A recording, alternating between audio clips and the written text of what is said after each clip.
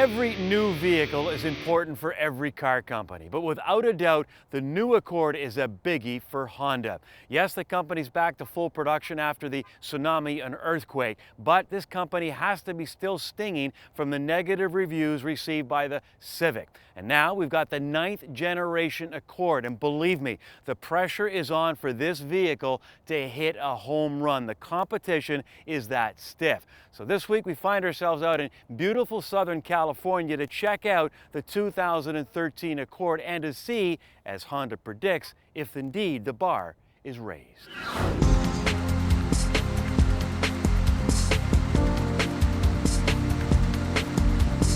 I mean, we've been selling Accords for 37 years. First one came out in 1976, so it's been a big part of the Honda family. Second passenger car that we ever sold in Canada, so we're talking about going back right to the roots of Honda. And from a business perspective, we have 3 core models that we sell in Canada: Civic, CR-V, and Accord. Combined, those 3 vehicles represent 80% of our sales volume. So we're not talking about a little niche product that we'd like to sell 1 or 2 of. This is a vehicle that really contributes to the success of Honda Canada.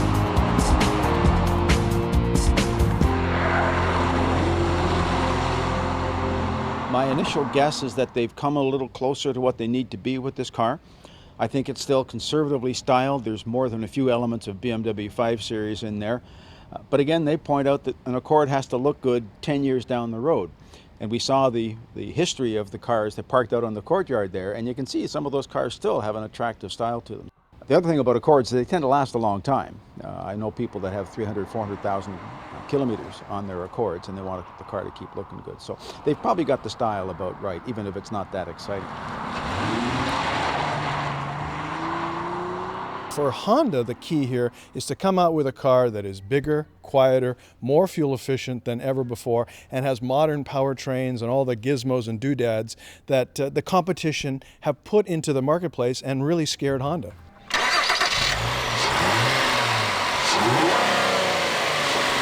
We call this series of engine Earth Dreams technology. And for Accord, we have 3 itinerations with 3 engines and 3 transmissions. A 2.4 liter 4-cylinder, a 3.5 liter V6, and the PHEV technology, the plug-in hybrid. Today's vehicles are built like tanks, 50, 100 airbags. That's called passive safety to help save you in the event of a crash. But then there's active safety, which will prevent you from having that crash, hopefully. We've got ABS brakes, traction control, and so on. Well, this new Accord comes with some really cool active safety goodies. But the one I like is the lane watch. There's a camera embedded in the right side view mirror. And when you're passing somebody and then going back into the lane, when you hit your indicator, look what comes up on this 8-inch screen. It's brilliant and extremely useful. Also, it may teach people, because the only way this thing works is you have to indicate first. It may teach people that you signal before you turn and not during the turn. And you know who you are. Fun to drive is one of the things that we're all about. And what better way to express that in a coupe version? The change in owners becoming empty nesters, perhaps the need for a sedan is not there, but they still want to have an Accord, and that's why we think it's important to offer that product. This car, the 4-cylinder especially, very nice direct fuel injected engine, quiet ride, comfortable cabin, fuel economy, performance. I mean, these things were a surprise, but maybe that's because I was expecting to be disappointed. To me, the biggest improvement is inside. The interior quality is much better, and it's still got lots of space, and it's comfortable. I like the seats. Even domestic automakers in North America, like General Motors and Ford, are not afraid of Honda anymore. And when you lose that fear, I think that opens up a lot of possibilities, A, for the manufacturer that's bringing the product to market. The other thing is that consumers out there are saying, well, maybe I can choose a different car than that Honda Accord that I didn't even test drive the last 3 that I bought because I knew it was going to be good. And now Honda has to win it in the showroom.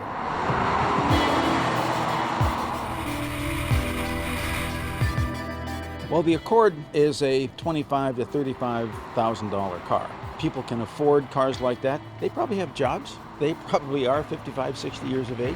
Does anybody when they're 16 or 17 years of age think, wow, I'm just dreaming of owning an Accord someday? But your priorities change as you get older. And those particular customers, I think they want what this car is going to offer. So after 30 years of production, I have to wonder, why do people continue to buy what is essentially a military truck? This is hand-built, it's incredible off-road, it's rugged, it's masculine, and ugly as hell. But then that's what makes it so memorable. Big Brother is watching, even when you're least expecting it. More later on Kenzie's Corner.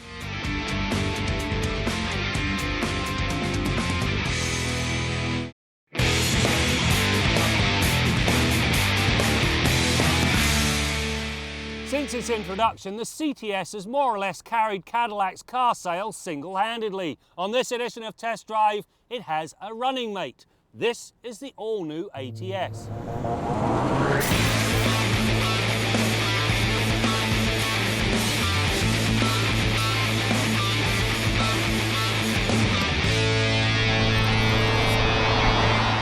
While it is more than evident that the ATS and CTS are siblings, the new ATS is a much sharper looking car.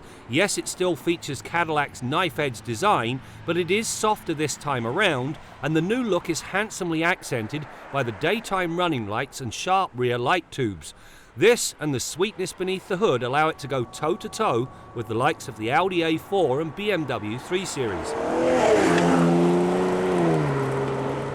The cabin of this ATS is simply exquisite. The material's right off the top shelf. It's got some of the nicest instrumentation I've encountered to date, and it features the Cadillac User Experience, or Q. It allows you to touch the screen and gain access to the climate, phone, entertainment and vehicle settings, all by touching the screen. The beauty of it is, and the reason it is easier to operate than many other systems, it gives you a haptic feedback that tells you the command has been done. Now, the one thing I did not like, the collision and lane departure warning systems, they vibrate the chair. Talk about annoying.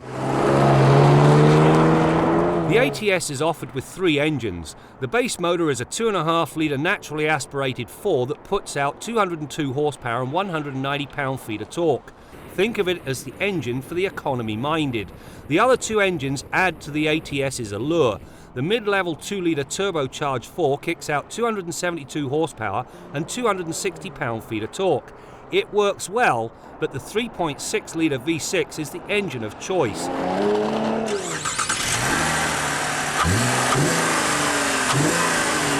Not only is it smoother and quieter than the 4s, it produces 321 horsepower and 274 pound-feet of torque, which adds a great deal of urgency to the proceedings. The run to 100k comes in at 5.6 seconds versus the turbo's time of 5.9. This ATS features Cadillac's drive mode control. It allows the driver to select 3 different driving modes. Now, depending upon how the car's equipped, it can do the engine, transmission, steering, and if you've got the magnetic ride control suspension, it can alter the ride comfort too. Now, the 3 modes, touring is great for running around town. The sport mode is what you pick if you're going to crank up the nature of the drive, and then there's the snow mode. It's designed to prevent wheel spin by pulling away in 2nd gear. Of course, if you really do want to prevent unwanted wheel spin, pick the all-wheel drive version. While there is a 6-speed manual gearbox offered, it is the 6-speed automatic with its manual mode that's going to be the overwhelming favourite. It's a slick shifter that is more than willing to drop a cog or 2 whenever the driver nails the gas. In the V6 tested, the manual mode included paddle shifters that worked regardless of the shifter's position. Hallelujah! GM has finally seen the light. It has also seen the light in the brake department. The turbo and V6 models earn Brembo brakes. These things are fade-free and easily modulated. There is decent rear seat space in this ATS. More than enough legroom and enough headroom for somebody that's pushing 6'2". Not all, however, is hunky-dory. The dome nature of the seat and the center console, well, they limit the rear seat to 2 people. The other shortcoming is the trunk. It's limited to 10.2 cubic feet. The good news? Well, you do have 60-40 split folding rear seat backs. When it comes to handling, the ATS is, in a word, accomplished. The solid platform allows the suspension to do its thing remarkably well, especially when equipped with GM's FE3 magnetic ride control system. It continually scans a number of vehicle inputs and alters the damping characteristics to suit. Through the pylons, the ATS bobbed and weaved as well as any of its peers. The dumb bit is that this advanced suspension is not offered with the all-wheel drive car. Go figure. The other very likeable trait is the feel and feedback afforded by the steering. It is crisp and very nicely weighted. Finally, the ride quality is excellent, with large road imperfections sliding by, all but unnoticed. This new ATS is a very well conceived car. Great powertrains, outstanding handling, and a cabin that has to rank as one of the best in the industry at this point in time. In short, this car is going to help the CTS and Cadillac grow business.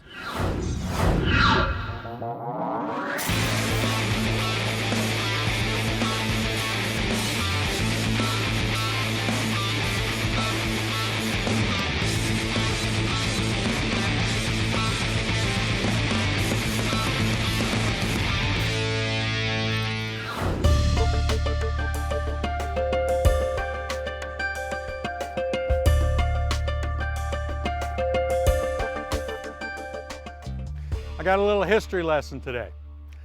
In the mid-1970s, the Shah of Iran asked Mercedes-Benz to build an all-purpose off-roader for his armed forces. So they did that for him. But by the time the truck was ready in '79, the Shah was gone. So what remains? The G Wagon. And 30 years later, we still have it, and it's virtually unchanged.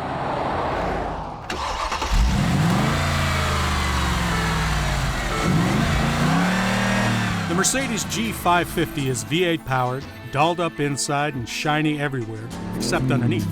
And it's as close as Canada will ever get to the real diesel-powered G-Wagon found in Europe. Too bad, but with very low numbers sold here, customers' preferences lean toward these muscle-bound urban cruisers, ones that will probably never get off-road. And that's a shame, because that's what the G-Wagon was born to do. But there is good news. Mercedes says that this latest G550 is cheaper than its previous version at $120,900. Many people think that rock climbing is the off-roader's greatest challenge. It's not. Mud is. Slick Canadian primordial ooze is what gets even the best 4x4s stuck.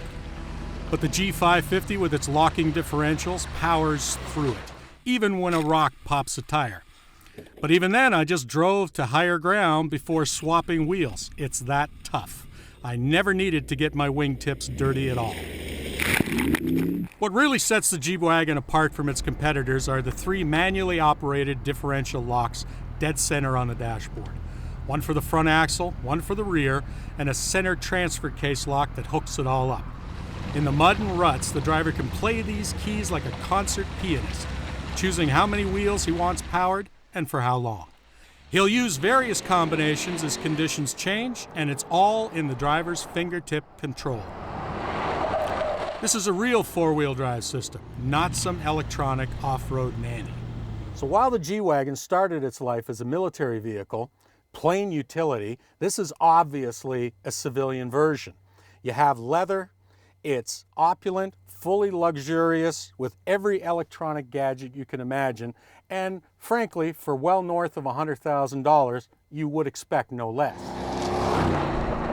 On the practical side, the boxy shape of the G550 offers seating for 5, a sizable rear cargo area accessed by a large swing-wide door, and the step-in height through all the doors is lower than most pickups, while the cargo floor loading is an easy lift from the ground. Now, if cheap is not what you're looking for in a brutal brush crusher, then you might just cheer for the AMG-inspired G63 version of the Geländewagen. This uber glitzy truck runs a 5.5-liter turbo V8 that makes 544 horsepower and is going to be priced at $149,900, or just about 37 grand a mud-churning wheel. So after 30 years of production, I have to wonder, why do people continue to buy what is essentially a military truck? Well, it has to be in the construction. This is hand-built, it's incredible off-road, it's rugged, it's masculine, and frankly, ugly as hell. But then that's what makes it so memorable. I can't believe I'm saying this, but are there too many cars? I'm Ted Laternos, and I'll tell you what I think at motoringtv.com.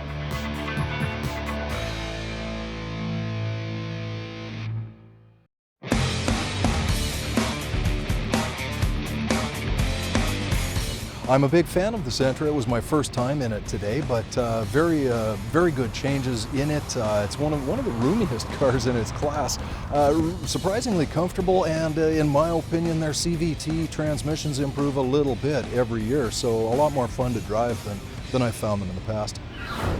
The Motoring Tip of the Week is brought to you by Walmart. For everyday low prices on Pennzoil, conventional, and synthetic oils. Our motoring tip of the week concerns avoiding excessive idling. Common misconception a lot of motorists have, they actually think they're better to leave the engine idling than shut it off. It's simply not true. If you need to idle that engine for more than 10 seconds, you're way ahead of the game to shut it off and restart it when you need it running again. Now, if you pull up to the coffee shop or the fast food drive-thru and it's 10 cars deep, far better choice to park it, shut it off, and walk inside. You help the environment, you're going to save fuel, and we know that idling is one of the most inefficient modes of engine operation. It fouls and dirties the oil more quickly. In fact, taxis and police cars, their service intervals are actually different because of that factor alone. Now, if your vehicle has oil life monitoring system, that factors in idling because it counts total engine RPM and uses temperature as well to determine when that oil change light should come on. But the bottom line for the average motorist should be pretty simple. Idling is 0 miles per gallon, so if you can avoid it, you do so at all costs and you're going to save fuel. That's your motoring tip of the week. Chances are, if you have to call 911, you're probably having a bad day. However, if someone calls you with a 911, or in this case, a 911, your day's about to get much better. That is a 2013 Porsche 911 Carrera, and this is the 2-minute test drive. This one, internally known as a 991, is 2.2 inches longer but has a 3.9 inch longer wheelbase, and the overhangs have been trimmed. Factor in these optional 20-inch wheels and the general smoothing of the lines, and you have what I think is the nicest looking 911 yet.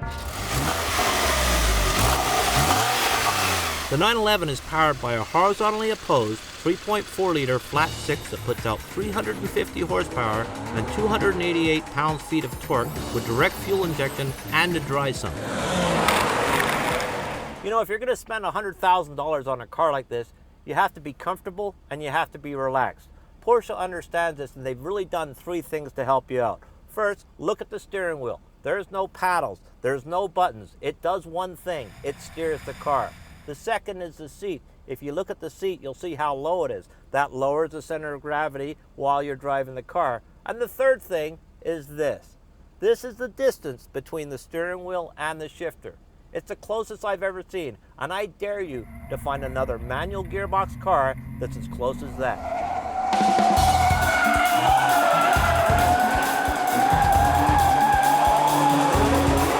You know, Porsche's really raised the bar with this new 911 by focusing on some things that most manufacturers seem like they take for granted, and that's driving positional comfort.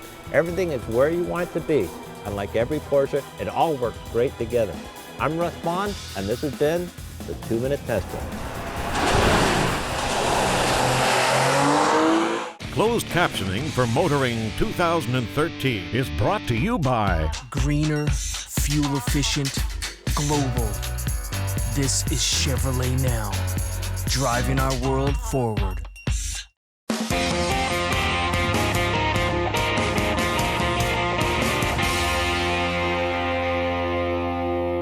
You know I love driving on the Autobahn, and you probably know why, because for the most part, there's no speed limits.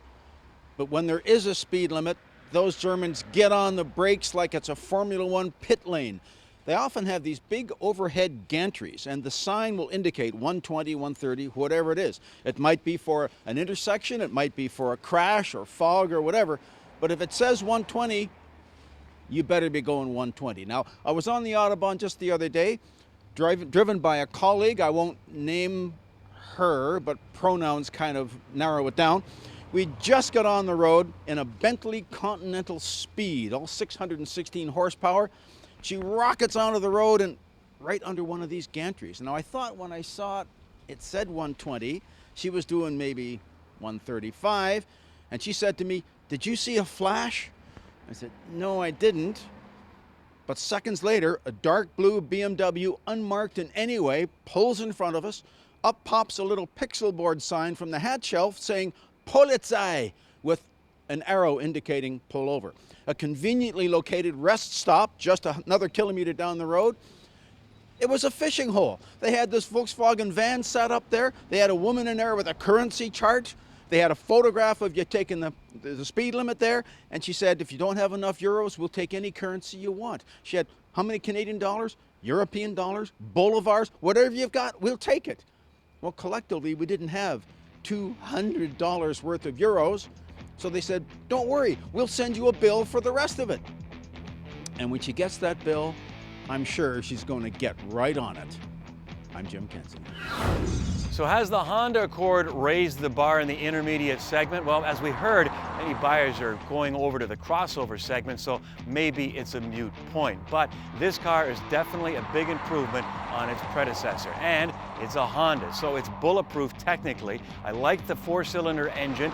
It has a CVT transmission. I'm not big on them, but this one is okay. If it's my money, I'm going with the V6. Plenty of room inside and lots of luggage space. But when it comes to design, well, with the exception of the coupe, I think it's ho-hum. It's not going to appeal to the Y generation, maybe the X generation, but it will appeal to the Honda loyalist aged between 50 and 70, and who knows, maybe that's all this Accord needs to be successful.